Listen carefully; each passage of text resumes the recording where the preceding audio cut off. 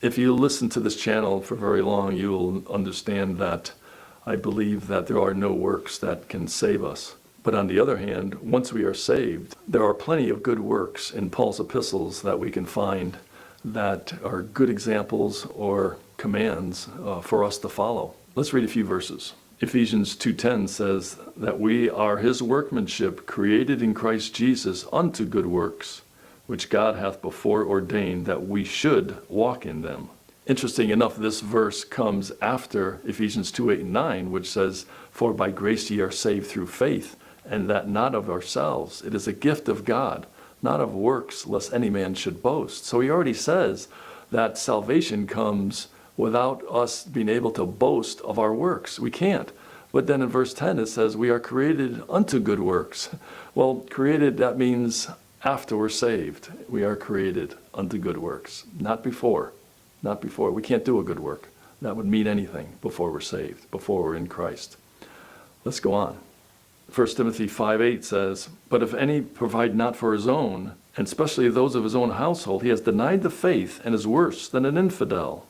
Well, providing for your own sounds like a good work to me. Verse 9, let not a widow be taken into the number under 80 years old, having been the wife of one man. Oh, caring for the elderly, another good work. Verse 10, well reported of for good works. If she have brought up children, good work.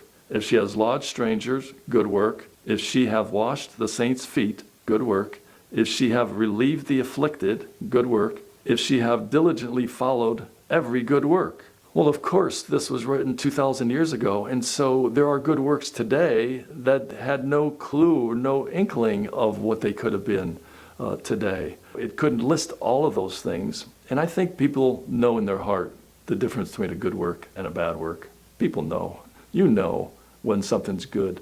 It's funny that one of the sins that is out there is, if a man knoweth to do good and doeth it not, to him it is sin.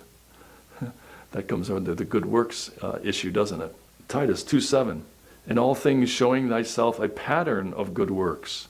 How do we do that? In doctrine showing uncorruptness, gravity, and sincerity. We believers who have been created unto good works should show ourselves a pattern of good works. And there's hundreds and thousands of good works that are out there. We know the difference. We know the difference. So how is your good work category? Are you stacking up things for eternity? Things that you can't see?